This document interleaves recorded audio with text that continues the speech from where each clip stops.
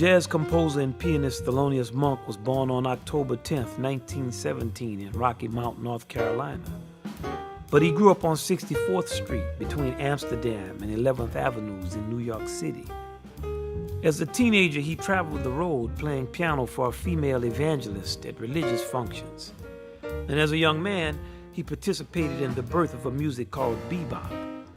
This music was developed in the early 1940s at Minton's Playhouse in Harlem. And even though Monk was called the chief architect and high priest of bebop, he didn't actually play bebop. Now that's a contradiction, but it is the key to understanding Monk and his music. When listening to Monk, expect the unexpected.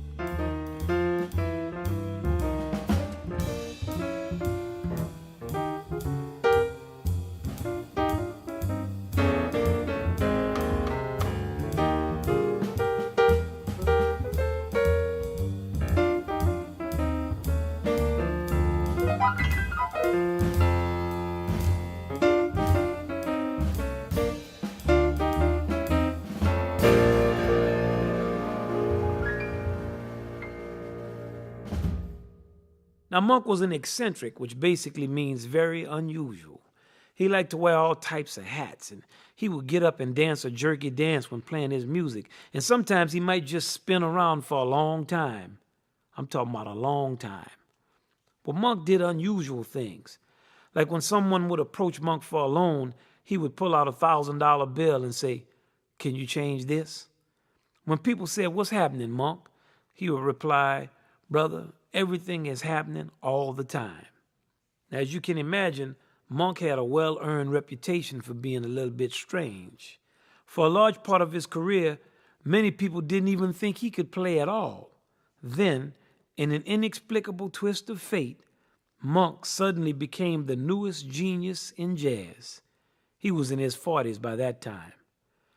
What was it that people heard when they finally discovered Monk?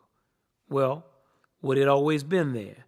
His music communicates a wide range of feelings, funny, happy, sad, thoughtful, scary, and all with a soulful beat. His improvisations and his compositions are perfectly constructed and concise.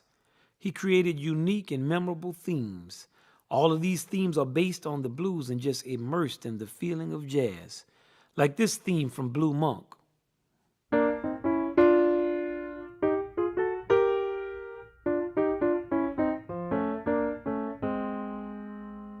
Then, when improvising, he develops his theme in logical and playful ways. Elongates, shortens, modulates, twists, turns, breaks it up, just rhythmically plays around with it. For example,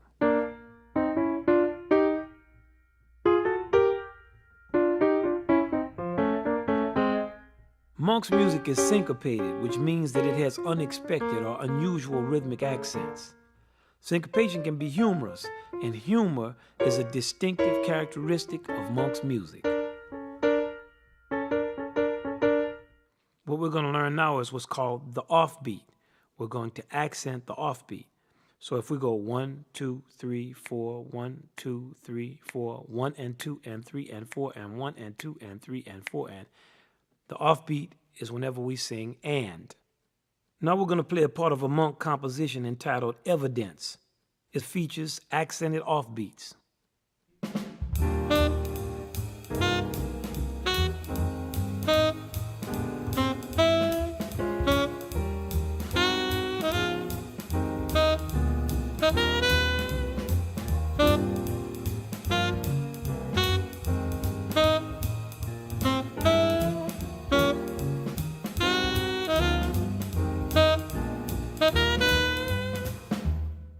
Monk uses this accented offbeat all the time.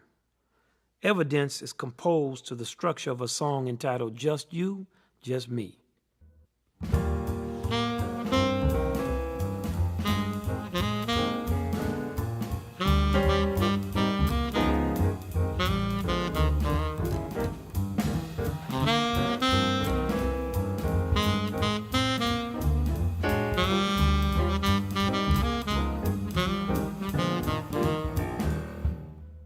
When we hear these harmonies, we think of that melody.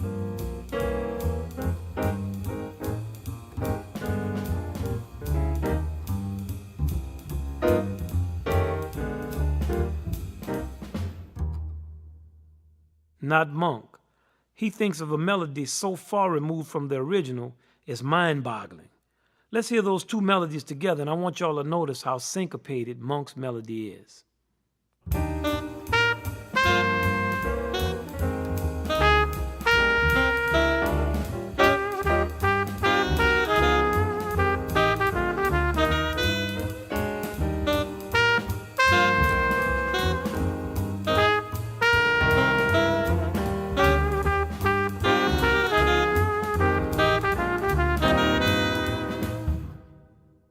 The middle section of the composition is called the bridge.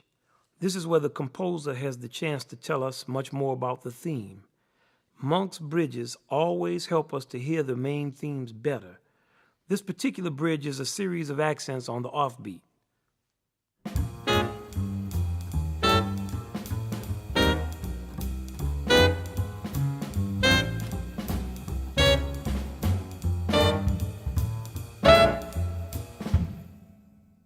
This bridge is a good example of the thematic unity found in Monk's compositions. Thematic unity means sticking to the point as the music goes on. The point in this case is syncopated offbeats. Monk even syncopates the title. Just You, Just Me becomes Just Us, which sounds like Just This as a result of evidence.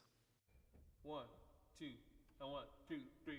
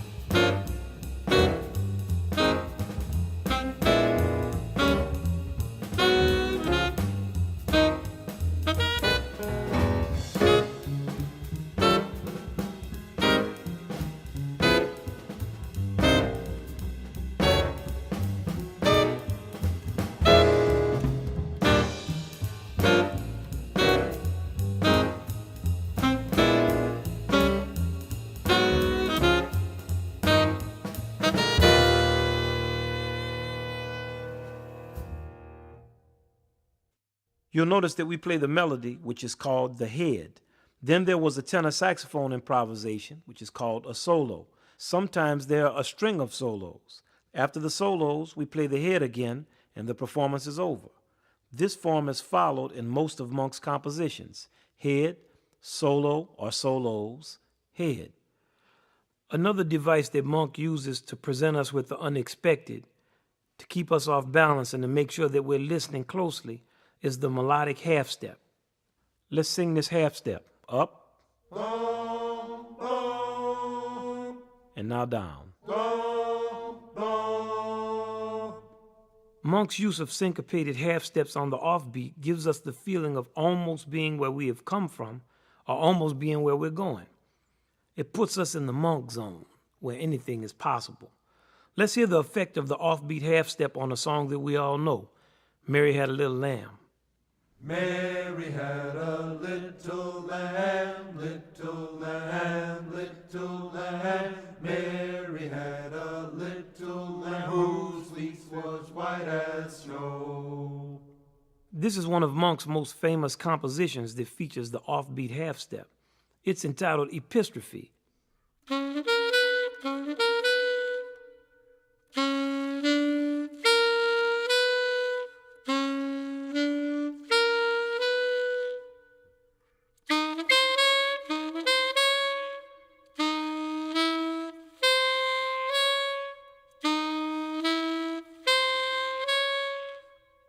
To create a more unified composition, Monk moves the harmonies of the song up and then down in half steps. Let's check it out.